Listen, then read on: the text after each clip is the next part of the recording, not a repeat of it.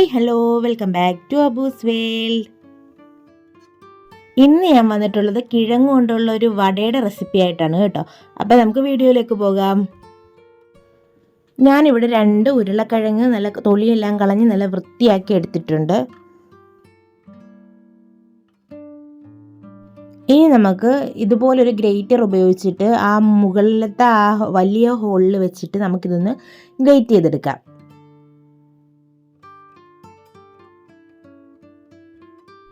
ഇപ്പോൾ ഞാൻ 2 കിഴങ്ങും ഇതുപോലെ ഒന്ന് ഗ്രേറ്റ് ചെയ്തെടുത്തിട്ടുണ്ട്.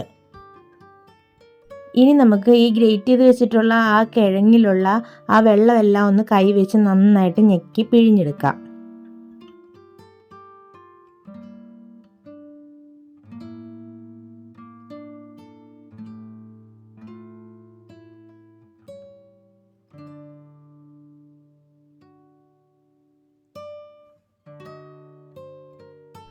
ഇപ്പോൾ ഞാൻ കിഴങ്ങിലുള്ള വെള്ളമെല്ലാം കളഞ്ഞ് ഒന്ന് ഡ്രൈ ആക്കി എടുത്തിട്ടുണ്ട്.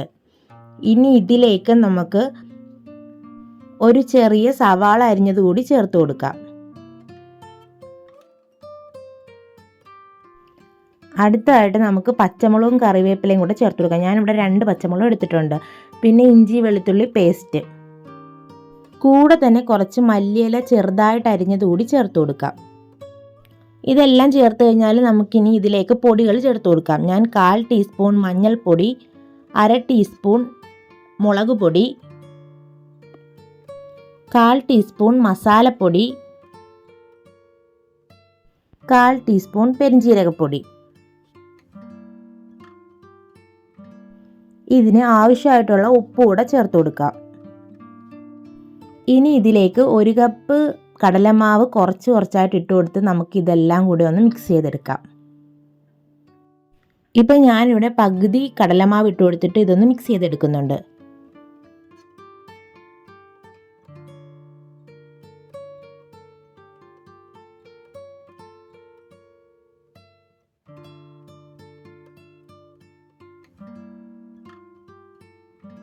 ഇനി നമുക്ക് ബാക്കി പകുതിയും കൂടെ ഇതിലേക്ക് ചേർത്ത് കൊടുക്കാം. ഞാൻ ഫുള്ള് 1 കപ്പ് കടലമാവാണ് ഇതിനെടുത്തിട്ടുള്ളത്.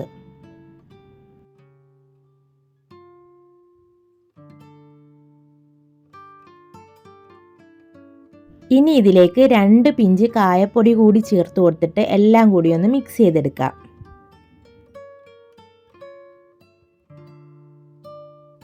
ഇപ്പോൾ ഇവിടെ എല്ലാം ഒന്ന് മിക്സായി വന്നിട്ടുണ്ട്. ഇനി നമുക്കിതൊന്ന് ഫ്രൈ ചെയ്തെടുക്കണം.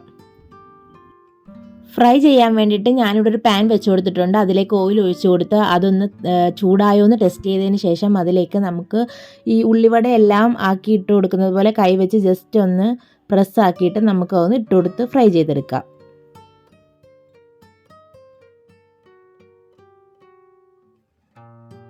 ഇനി ഇതൊരു മീഡിയം ഫ്ലെയിമിൽ വെച്ചിട്ട് നമുക്ക് തിരിച്ചും മറിച്ചും എല്ലാം ഇട്ടൊന്ന് ഫ്രൈ ചെയ്തെടുക്കാം.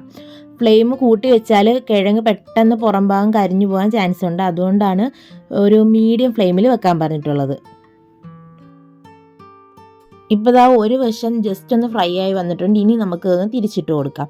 ഇനി ഇപ്പോൾ ഇട്ട് കൊടുത്ത ഭാഗവും ഒന്ന് ചെറുതായിട്ട് ഫ്രൈ ആയി വന്നിട്ട് പിന്നെ ഒന്ന് തിരിച്ചിട്ടു. അങ്ങനെ 2 വട്ടം തിരിച്ചും മറിച്ചും ഇട്ട് ഇത് നന്നായിട്ടൊന്ന് ഫ്രൈ ചെയ്തെടുക്കാം.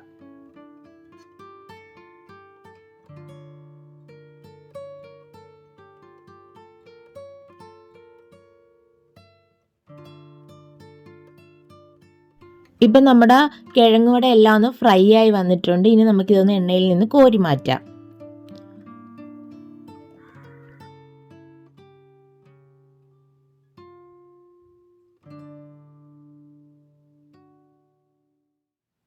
ഇനി ബാക്കിയുള്ളത് കൂടി നമുക്ക് ഇതുപോലെ ഒന്ന് ഫ്രൈ ചെയ്തെടുക്കാം.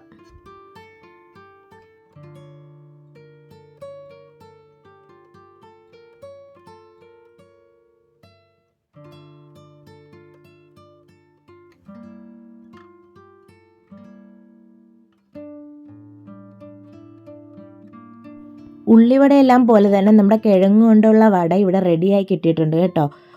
നല്ല ടേസ്റ്റിയുമാണ്, അതുപോലെ തന്നെ വളരെ സിമ്പിളുമാണ് ഉണ്ടാക്കിയെടുക്കാൻ വേണ്ടിയിട്ട്. അപ്പോൾ ഉണ്ടാക്കി നോക്കിയിട്ട് ഫീഡ്ബാക്ക് അറിയിക്കാൻ മറക്കല്ലേ. നിങ്ങൾക്ക് എൻ്റെ ചാനൽ ഇഷ്ടമാവുന്നുണ്ടെങ്കിൽ ഒന്ന് സബ്സ്ക്രൈബ് ചെയ്ത് സപ്പോർട്ട് ചെയ്യണേ. കൂടെ തന്നെ ആ ബെല്ലൈക്കണിൽ ഓൾ എന്ന ഓപ്ഷൻ കൂടി സെലക്ട് ചെയ്താൽ ഞാനിടുന്ന വീഡിയോസ് എല്ലാം നിങ്ങൾക്ക് നോട്ടിഫിക്കേഷനായിട്ട് വരുന്നതായിരിക്കും.